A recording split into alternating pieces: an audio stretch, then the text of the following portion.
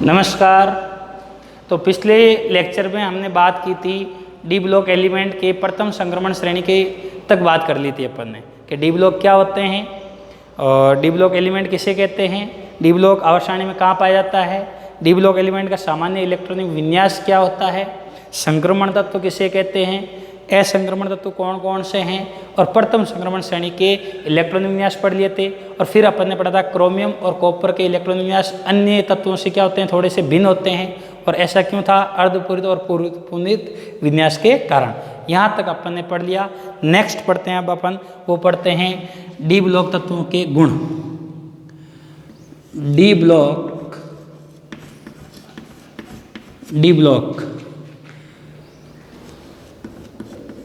तत्व के D block तत्व के सामान्य गुण, सामान्य गुणधर्म। अब ये सामान्य गुणधर्म क्या है, तो इसके बारे में देखो। सबसे पहले अगर मैं बात करूं नंबर 1, वो क्या है कि सभी तत्व जो होते हैं डी ब्लॉक, सभी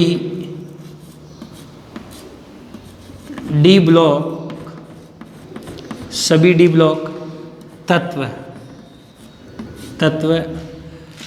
धात्विक प्रकृति के होते हैं। धात्विक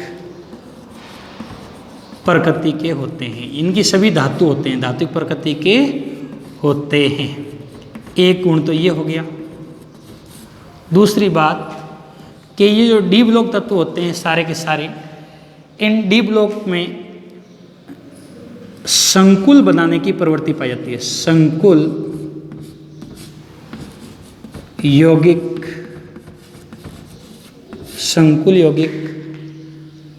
बनाने की प्रकृति पाई जाती है, प्रकृति पाई जाती है। नेक्स्ट बात, ये सभी जो तत्व होते हैं कैसे दर्शाते हैं, उत्प्रेरकीय गुण दर्शाते हैं। उत्प्रेरकीय गुण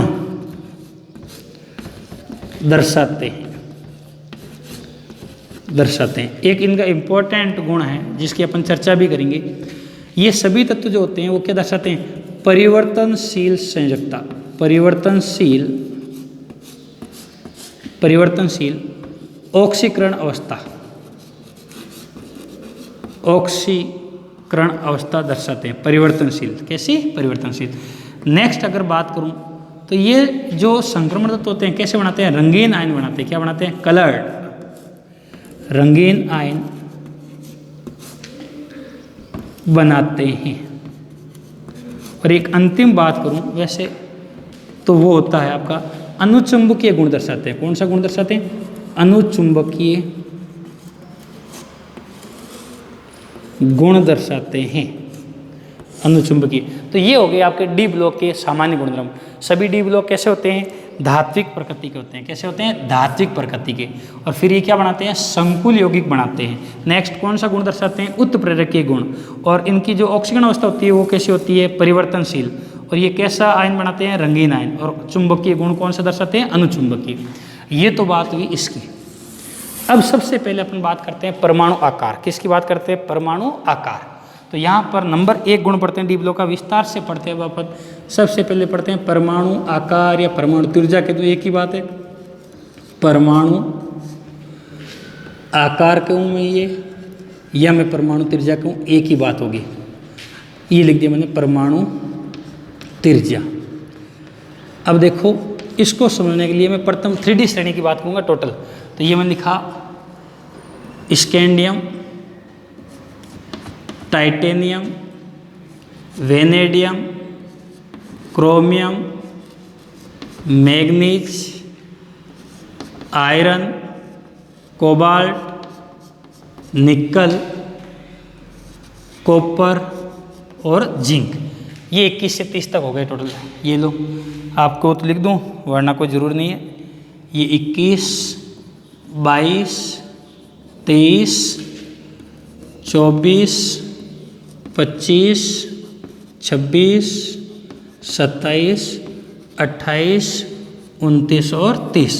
सबसे अच्छी बात बताऊँ आपको इस पार्ट में कि देखो बाकी जब भी अपन कोई आवर्त के बारे मतलब तत्वों के बारे में बात करते हैं तो वर्ग में ऊपर से नीचे क्या पाई जाती है, समानता। लेकिन डी ब्लॉक तत्वों में जो समानता पाई जाती है वो पाई जाती है क्षैतिज, है ना, वर्टिकल पाई जाती है। तो यानी कि इनमें क्षैतिज गुणधर्म पाया जाता है। यानी कि अपन ये कह सकते हैं कि एक ही संक्रमण श्रेणी के तत्वों में गुणधर्मों में क्या होती है, समानता ज़्यादातर। अब देखो परमाणु आकार की बात करते हैं तो ये परमाणु आकार पढ़ने से पहले आपको दो चीज़ें पढ़नी पड़ेगी। एक तो पढ़ना पड़ेगा आपको परिरक्षण प्रभाव। क्या पढ़ना पड़ेगा, परिरक्षण प्रभाव। परिरक्षण प्रभाव, ये लो परिरक्षण प्रभाव, परिरक्षण प्रभाव। और दूसरा आपको पढ़ना पड़ेगा एक, वो पढ़ना पड़ेगा नाभिकीय आकर्षण बल। नाभिकीय आकर्षण बल, नाभिकीय आकर्षण बल, जेड इफेक्टिव। ये दो आपको पढ़ना बहुत जरूरी, नाभिकीय आकर्षण, ये दो चीज़ें समझ में आनी चाहिए। इन दोनों चीज़ों को समझने के लिए आप देखना, जैसे ये परिरक्षण की बात करूँ मैं तो परिरक्षण क्या, जैसे ये सपोज करो ये तो मैंने किसी तत्व के जो है परमाणु उसका क्या, ये नाभिक है, क्या ये नाभिक। अब अगर अपन बात करने की इसके संक्रमण तत्वों की बात कर रहे हैं तो देखो बाह्यतम कोष तो कौन सा होता है, NS। कौन सा होता है, NS। और आंतरिक कक्षक कौन सा होता है, N-1D, N-1D। सही है। अब देखो बाह्यतम कोष में इलेक्ट्रॉन कितने, सब में या तो एक या दो। तो ये मैंने भर दिया 2 इलेक्ट्रॉन, एक इलेक्ट्रॉन तो यहाँ भर दिया और एक इलेक्ट्रॉन यहाँ भर दिया। बात सुना रही है जो कह रहा हूँ, ध्यान से देखना, एक तो यहाँ पर और एक यहाँ पर। अब जैसे जैसे अपन इस श्रेणी में बाईं ओर से दाईं ओर चलेंगे तो बताओ क्या बढ़ रहा है, परमाणु क्रमांक 21, 22, 23 बढ़ रहा है कि नहीं बढ़ रहा है। तो जैसे जैसे परमाणु क्रमांक बढ़ेंगे, जैसे मैं अगर स्कैंडियम की बात कर लूँ सबसे पहले, तो स्कैंडियम में देखो क्या होगा कि 2 इलेक्ट्रॉन बाहर आ गए तो डी में कितना इलेक्ट्रॉन आएगा, केवल 1 इलेक्ट्रॉन। कितना आएगा, 1 इलेक्ट्रॉन। सही है। इसी प्रकार से आगे टाइटेनियम की बात करूं तो बाहर भी 2 और अंदर भी 2, इस प्रकार से आएगा नहीं। तो जैसे जैसे परमाणु क्रमांक बढ़ता जाएगा तो यहाँ पर प्रोटॉनों की संख्या भी बढ़ेगी। प्रोटॉनों की संख्या कहाँ बढ़ेगी, नाभिक में। कहाँ बढ़ेगी बेटा, नाभिक में। तो देखो अब ये नाभिक जो होता है, प्रोटॉन होते हैं, प्रोटॉन का कैसे धनावेश होता है, तो ये इलेक्ट्रॉनों को अपनी ओर खींचने की कोशिश करेगा कि नहीं करेगा, करेगा ना, बिल्कुल करेगा। तो देखो ये इलेक्ट्रॉनों को अपनी ओर जो खींचता है वो तो क्या हो गया, नाभिकीय आकर्षण बल। लेकिन अब मुझे बताओ NS और N-1D कक्षक, ये भी इलेक्ट्रॉन ये भी इलेक्ट्रॉन, तो ये इन दोनों में क्या होगा, प्रतिकर्षण होगा। क्या होगा, प्रतिकर्षण। तो प्रतिकर्षण होगा तो ये D कक्षक के जो इलेक्ट्रॉन है वो S कक्षक के इलेक्ट्रॉनों को क्या करेंगे, दूर भगाने की कोशिश करेंगे। यानी कि ये बीच में जैसे जैसे परमाणु क्रमांक बढ़ता जाएगा तो ये बीच में क्या आते जाएंगे, D इलेक्ट्रॉन आते जाएंगे और एक दीवार सी बन जाएगी। यानी कि इस नाभिक को बाह्यतम कोष में उपस्थित इलेक्ट्रॉन पर जो आकर्षण बल लगाता है उसमें क्या उत्पन्न कर देंगे, बाधा। यानी कि मैं इसको इस प्रकार से कह सकता हूं कि ये बाह्य इलेक्ट्रॉनों को नाभिक अपनी ओर खींचता है तो इसको अंदर खींचने के लिए रोकने वाले इलेक्ट्रॉन कौन हो गए, D कक्षक वाले, N-1D कक्षक वाले। तो यानी कि इन कक्षकों को जो S कक्षक में इलेक्ट्रॉन है उनको दूर भगाने का काम कौन कर रहा है, D कक्षक कर रहा है। यानी कि उसका क्या कर दिया, परिरक्षण कर दिया। क्या कर दिया, परिरक्षण। यानी कि उसका नाभिक के द्वारा लगने वाला जो बल है उससे बचा लिया। किसने बचा लिया, N-1D कक्षक वाले इलेक्ट्रॉनों। तो इसको तो बोलते हैं परिरक्षण प्रभाव, शील्डिंग इफेक्ट। क्या बोलते हैं, शील्डिंग इफेक्ट। और जो नाभिक के द्वारा, अब देखना ये तो हुई उसकी बात। अब ये तो है आपका नाभिक, ये हो गया N-1D और ये हो गया NS, ये NS और ये N-1D हो गया। तो यहाँ पर जो इलेक्ट्रॉन होते हैं इस इलेक्ट्रॉनों को कौन खींचेगा अपनी ओर, ये खींचेगा नाभिक में उपस्थित प्रोटॉन अपनी ओर खींचेगा। तो इस जो खींचाव खींचता है उस बल को बोलते हैं नाभिकीय आकर्षण, जेड इफेक्टिव बोलेंगे, है ना। इसको अपन परीक्षण प्रभाव को सिग्मा स्टार से दर्शा सकते हैं। किससे, सिग्मा स्टार से दर्शा सकते हैं। बात सुना आ रही नहीं आ रही।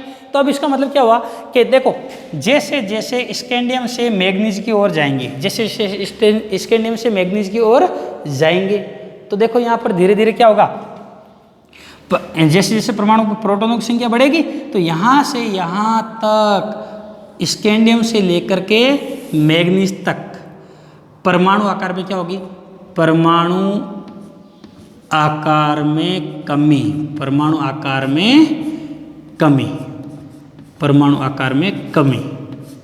ठीक है, परमाणु आकार में कमी होगी। लेकिन यहाँ आयरन से निकल तक, आयरन से निकल तक परमाणु आकार क्या होता है, स्थिर। परमाणु आकार स्थिर, परमाणु आकार समान या स्थिर, समान या स्थिर कह सकते हो, समान, लगभग समान। और फिर यहाँ पर कॉपर से जिंक की ओर जाओगे तो परमाणु आकार में क्या होती है, वृद्धि, परमाणु आकार में वृद्धि, परमाणु आकार में वृद्धि, परमाणु आकार में वृद्धि। क्योंकि इनका जो है बीच में डी इलेक्ट्रॉन आते जाएंगे, डी इलेक्ट्रॉन आ जाएंगे तो वो आकर्षण बल क्या कर देंगे, कम। यहाँ पर देखो स्कैंडियम की बात करूँ तो केवल डी में कितने इलेक्ट्रॉन था, एक, तो ये आराम से इसको आकर्षित कर लेगा, इतना ये प्रभाव नहीं दिखा पाएगा। फिर टाइटेनियम तक आते हैं 2 इलेक्ट्रॉन, फिर वेनेडियम में आता है 3 इलेक्ट्रॉन, क्रोमियम में 5 और मैग्नीशियम में 5। लेकिन जैसे इसके आगे जाओगे तो इलेक्ट्रॉन कितने आगे, 6, 7, 8 और फिर आगे जाओगे तो 9, 10। तो इस प्रकार से बीच में दीवार बनती जाएगी, इनकी धीरे धीरे जेड इफेक्टिव क्या होता जाएगा, कम, जिससे आकार क्या हो जाएगा, बड़ा। तो यहाँ पर कारण क्या हो गया, तो देखो इसको साफ, ये देखो ये इस प्रकार से, तो यहाँ तो क्या हो गया, यहाँ पर जो है जेड इफेक्टिव वो परीक्षण प्रभाव से क्या है, ज़्यादा है, परीक्षण प्रभाव से क्या है, ज़्यादा। एक बात तो ये याद रखना, परीक्षण प्रभाव से ज़्यादा। तो जेड इफेक्टिव ज़्यादा तो इलेक्ट्रॉनों को अपनी ओर खींचेगा, जिससे आकार क्या हो जाएगा, छोटा।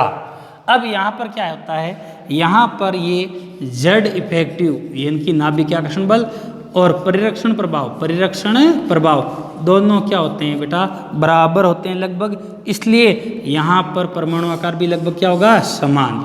इसी प्रकार से कॉपर से जिंक की बात करूं तो यहाँ पर जो होता है जेड इफेक्टिव की तुलना में परिरक्षण प्रभाव क्या होता है, ज़्यादा, इसलिए परमाणु आकार में क्या होगी, वृद्धि होगी। इस प्रकार से आप याद रख सकते हो। वापस देख लो एक बार, देखो कि प्रथम संक्रमण श्रेणी की बात कर रहा हूँ, परमाणु आकार की या त्रिज्या की, इनकी त्रिज्या बढ़ेगी तो आकार भी बढ़ेगा, सीधी सी बात है। तो स्कैंडियम से मैग्नीज तक तो आकार में, परमाणु आकार में क्या आएगी, कमी आएगी, क्या आएगी, कमी।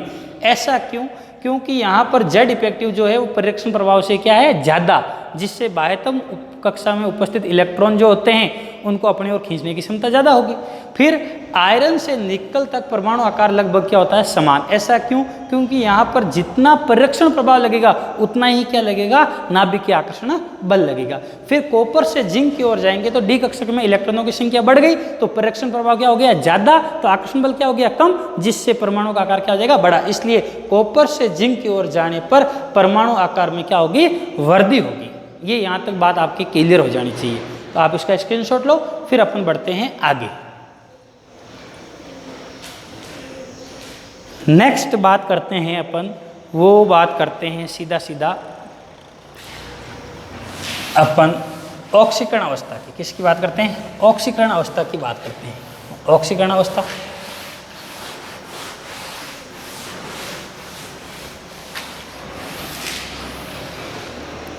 रो भी किसकी, 3D श्रेणी की। तो देखो 2 नंबर में ये मैंने लिखा ऑक्सीकरण अवस्था, ऑक्सीकरण अवस्था, ऑक्सीकरण अवस्था। अब ये ऑक्सीकरण अवस्था देखो किसकी बात करेंगे, scandium, titanium, vanadium, chromium, manganese. मैंने पहले ही कहा था आपको आनी चाहिए, सबसे ज़्यादा बातें इसी की होगी। आयरन, कोबाल्ट, निकल, कॉपर और जिंक। अगर आपको इलेक्ट्रॉनिक विन्यास आते हैं तब ही आप ऑक्सीकरण अवस्था कर सकोगे, अन्यथा आपसे नहीं होगी। अब देखो ये तो हो गए आपके तत्व, क्या हो गए, तत्व हो गए 3D श्रेणी। अब यहाँ पर मैं लिखूँगा एस कक्षक में, एनएस कक्षक में, एनएस कक्षक में इलेक्ट्रॉन। तो देखो स्कैंडियम में कितने थे, 2। चलो ये मैं लिख देता हूँ यहाँ पर, स्कैंडियम में थे अपने 2, टाइटेनियम में भी 2, वेनेडियम में भी 2, क्रोमियम में भी 1 था यहाँ पर, क्रोमियम में 1, मैग्नीशियम में 2, आयरन में 2, कोबाल्ट में 2, निकल में 2, कॉपर में 1 और जिंक में 2। ये ऐसे इलेक्ट्रॉन थे आपके। इसी प्रकार नेक्स्ट में बात करता हूँ अगर कि n-1d, n-1d में इलेक्ट्रॉनों की संख्या, इलेक्ट्रॉनों की संख्या। तो देखो स्कैंडियम में जो अपनी संख्या थी वो कितनी थी, स्कैंडियम में अपनी संख्या थी 1, टाइटेनियम में अपनी संख्या थी 2, वेनेडियम में अपनी संख्या थी 3, क्रोमियम में अपनी जो संख्या थी वो थी 5। कितनी थी? 5। ठीक है, स्कैंडियम में 1, टाइटेनियम में 2, वेनेडियम में 3 और ये 5। मैग्नीशियम में भी कितनी थी बेटा? 5 थी अपनी। आयरन में वापस कितनी हो जाएगी अपनी? 6 थी। कोबाल्ट में 7, निकल में 8, कॉपर में 9 होनी चाहिए थी, लेकिन टोटल कितनी थी अपनी? 10। सॉरी ये यहाँ पर ऐसे नहीं होगा। अयुग्मित इलेक्ट्रॉनों की संख्या की बात करें तो अयुग्मित इलेक्ट्रॉनों की संख्या कितनी होगी? 5। अयुग्मित इलेक्ट्रॉनों की संख्या होगी 5। n-1 कक्षक में अयुग्मित इलेक्ट्रॉन की संख्या 1, 2, 3, 5, 5। आयरन में कितनी हो गई? 4। क्यों? युग्मित हो जाएगा एक वापस, है ना। इसमें 3, कितनी थी? 3 अयुग्मित इलेक्ट्रॉनों की संख्या। तो इसमें अपने आप कितनी हो गई? 2। तो इसमें अपने आप टोटल 10 आ गए, तो 0 और इसमें भी 0 अयुग्मित इलेक्ट्रॉनों की संख्या। अब अपन क्या करेंगे, ये आ गया अपने पास इस प्रकार से, ठीक है। अब इनके ऑक्सीकरण अवस्था निकालेंगे। तो देखो ऑक्सीकरण अवस्था निकालने के लिए मिनिमम जो ऑक्सीकरण अवस्था होगी वो तो होगी x कक्षक के अंदर उपस्थित इलेक्ट्रॉनों की संख्या, और मैक्सिमम जो होगी वो होगी s और n-1 d कक्षक में उपस्थित अयुग्मित इलेक्ट्रॉनों की संख्या टोटल। क्योंकि मैंने आपको पहले बताया दोनों में ऊर्जा अंतराल क्या होता है? बहुत ही कम, तो आराम से आदान प्रदान कर सकते हो और परिवर्तनशील संयोजकता दर्शाते हैं या ऑक्सीकरण अवस्था कह सकते हो। तो ये देखो स्कैंडियम जो होता है, देखो बाह्यतम कोश में कितनी है? तो 2, तो 2 तो सब में लिख सकता हूँ +2, ठीक है, +2 और ये यहाँ पर आपके 1 है, तो ये मैं लिख देता हूँ +2, सभी दर्शाएंगे लगभग +2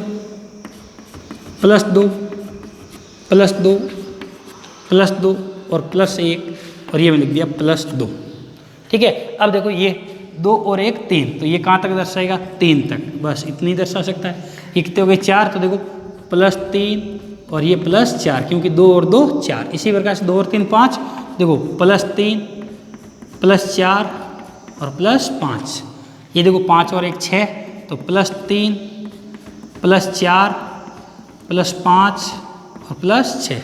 ये देखो 5 और 2 7, तो +3 +4 +5 +6 और +7। इसी प्रकार से अब कम होती, देखो मध्य तक तो बढ़ेगी, उसके बाद कम होती जाएगी। देखो +3 +4 +5 +6, फिर ये देखो कितने हो गए? 3 2 5, तो 3 4 और ये 5, फिर ये देखो 2 और 2 4, 3 और ये 4, फिर ये देखो 1 लिखा हुआ है कॉपर और ये मैं +2 लिख देता हूँ और इसमें केवल +2। तो ये देखो मध्य से देखो इस प्रकार से हो जाएगी इनकी परिवर्तनशील ऑक्सीकरण अवस्था। ऐसा क्यों? n-1 d कक्षक में उपस्थित अयुग्मित इलेक्ट्रॉनों की संख्या के कारण। तो देखो सर्वाधिक, अब देखो सवाल आता है कि डी ब्लॉक तत्व है उसमें सर्वाधिक ऑक्सीकरण अवस्था, ये देखो इसमें प्रथम संक्रमण श्रेणी में कौन दर्शा रहा है? मैग्नीज दर्शा रहा है, और कितनी दर्शा सकता है? +7। कितनी दर्शा सकता है? +7। एक चीज़ याद रखना कि स्कैंडियम की जो सामान्य ऑक्सीकरण अवस्था होती है वो होती है +3। जो ये मैं गोले में बंद कर रहा हूँ ये इनकी सामान्य ऑक्सीकरण अवस्था, वैसे तो सबकी +2। अगर सवाल आ जाए कि डी ब्लॉक तत्वों के सामान्य ऑक्सीकरण अवस्था +2, कितनी? +2। अच्छा, स्कैंडियम जो होता है वो इस तरीके से होता है, सामान्य ऑक्सीकरण स्कैंडियम की होती है +3, और जिंक जो होता है वो केवल क्या दर्शाता है? +2 ऑक्सीकरण अवस्था दर्शाता है, और इसका कारण होता है अक्रिय गैस विन्यास। अक्रिय गैस विन्यास के कारण, अक्रिय गैस विन्यास के कारण, आभासी कह सकते हो, आभासी अक्रिय गैस विन्यास के कारण। ये किसका हो गया आपका? इसके लिए हो गया, जिंक के लिए, क्योंकि इसमें डी कक्षक पूर्ण रूप से भरा हुआ होता है। कॉपर जो है आपका +1 दर्शाता है और +2 दर्शा सकता है। क्रोमियम भी +1 दर्शा सकता है, लेकिन क्रोमियम जो स्थायी होता है सबसे ज़्यादा वो होता है +3 और +6 के अंदर, +3 और +6 के अंदर। इसी प्रकार से ये आयरन, अब देखो इनका मैं परिवर्तनशील का आपको एक एग्जाम्पल भी बता सकता हूँ। देखो एग्जाम्पल कैसे, कि जैसे ये आयरन है, ये आयरन देखो क्या बढ़ता है? Fe2O3, और ये मैंने लिख दिया FeSO4। तो देखो यहाँ पर इस यौगिक के अंदर जो इसकी ऑक्सीकरण अवस्था होगी वो तो क्या होगी? +2, और यहाँ पर इसमें जो होगी वो क्या होगी आपकी? देखो +3, क्या होगी? +3। इनकी फेरस सल्फेट और फेरिक ऑक्साइड। तो मेरे कहने का मतलब क्या हो गया कि देखो ये +2 और +3, तो देखो ये +2 और +3 परिवर्तनशील ऑक्सीकरण अवस्था दर्शा सकते हैं। कौन? ये डी ब्लॉक के तत्व। कारण क्योंकि इनके जो डी कक्षक होते हैं उनमें अयुग्मित इलेक्ट्रॉनों की जो होते हैं वो क्या करते हैं, भाग ले लेते हैं बंध बनाने में, इसलिए ये ऐसा होता है। तो यानी कि डी ब्लॉक के जो तत्व होते हैं उनमें कैसी ऑक्सीकरण अवस्था पाई जाती है? परिवर्तनशील। कैसी पाई जाएगी? परिवर्तनशील ऑक्सीकरण अवस्था पाई जाती है। और इसका कारण हो गया कि N-1D और NS कक्षकों में ऊर्जा अंतराल का कम होना और अयुग्मित इलेक्ट्रॉनों की संख्या। तो इस प्रकार से ये आप कर सकते हो। और जो इनकी सामान्य ऑक्सीकरण अवस्था होती है, डी ब्लॉक तत्वों की सामान्य ऑक्सीकरण अवस्था वो होती है +2 होती है। ये ध्यान रखना बस। तो ये आप इसका स्क्रीनशॉट लो। फिर नेक्स्ट बात करते हैं। नेक्स्ट बात अपन करेंगे उत्प्रेरकीय गुण। उत्प्रेरकीय गुण एक बात और कर लेता हूँ, फिर बाकी बातें अगले लेक्चर में करेंगे। तो मैं साफ करता हूँ इसको। सिंपल सी थी ये।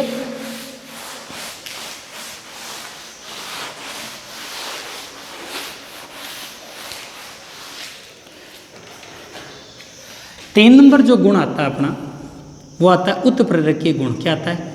उत्प्रेरकीय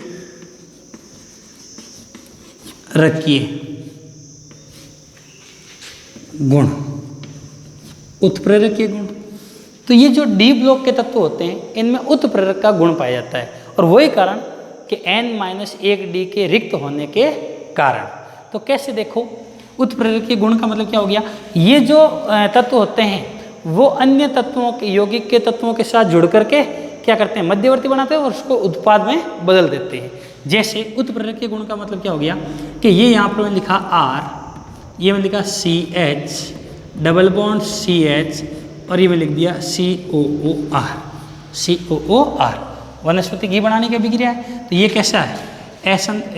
ये कैसा वनस्पति घी है?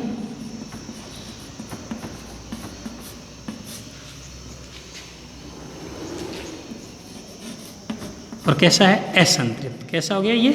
असंतृप्त। इसको बोल देंगे संतृप्त में। तो ये मैंने इसका क्या करवा दिया? हाइड्रोजनीकरण। क्या करवा दिया?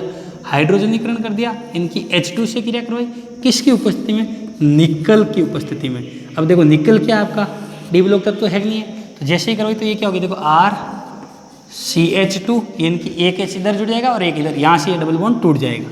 CH2 COOR।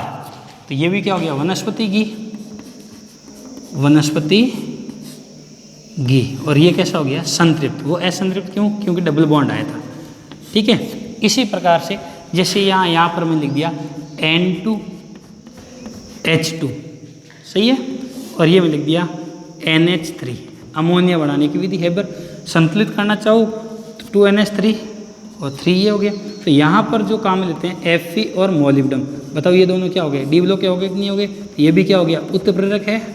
ये उत्प्रेरक, यहाँ पर ये उत्प्रेरक।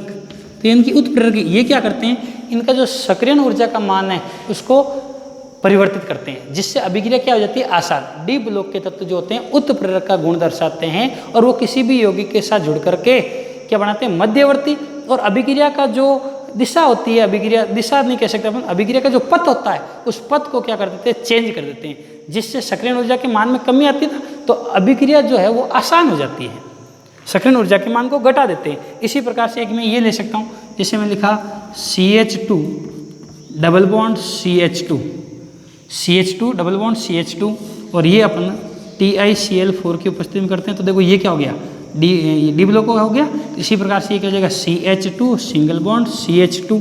यहाँ पर मैंने संख्या ले ली N। क्या ले ली? N। तो ये आ गया कोष्टक, इधर भी आ गया कोष्टक और ये आ गया N। तो बताओ ये क्या बन गया? पॉलीथीन बन गया। तो ये भी क्या हो गया? उत्प्रेरक के लिए। तो पॉलीथीन में भी उत्प्रेरक हो जाएगा इस प्रकार से। तो ये हो गया इसका उत्प्रेरकीय गुण। उत्प्रेरकीय गुण में होता क्या है? ऐसा गुण ये क्यों दर्शाते हैं? N-1D कक्षक, N-1D कक्षक रिक्त होने के कारण, रिक्त होने के कारण ऐसा करते हैं। अब ये करते हैं क्या? ये क्या करते हैं कि मध्यवर्ती बनाते हैं। मध्यवर्ती बनाते हैं और मध्यवर्ती बनाते हैं तो क्या चेंज होता है? सक्रियण ऊर्जा में कमी, सक्रियण ऊर्जा में कमी, जिससे अभिक्रिया का पथ क्या हो जाता है, चेंज, अभिक्रिया का पथ परिवर्तित हो जाता है और अभिक्रिया क्या हो जाती है, आसान, क्या हो जाती है, आसान। इसका स्क्रीनशॉट लो, ये मोटे मोटे रूप से मैंने शॉर्ट में बता दिया, बाकी कल पढ़ेंगे। आप तब तक इसका रिवीजन करते रहो। धन्यवाद। और हाँ, यदि आपका कोई सुझाव हो या कोई प्रश्न हो तो आप नीचे कमेंट बॉक्स में लिख सकते हैं। और मेरे वीडियो को आप लाइक कीजिए, ज़्यादा से ज़्यादा शेयर कीजिए और चैनल को सब्सक्राइब कीजिए।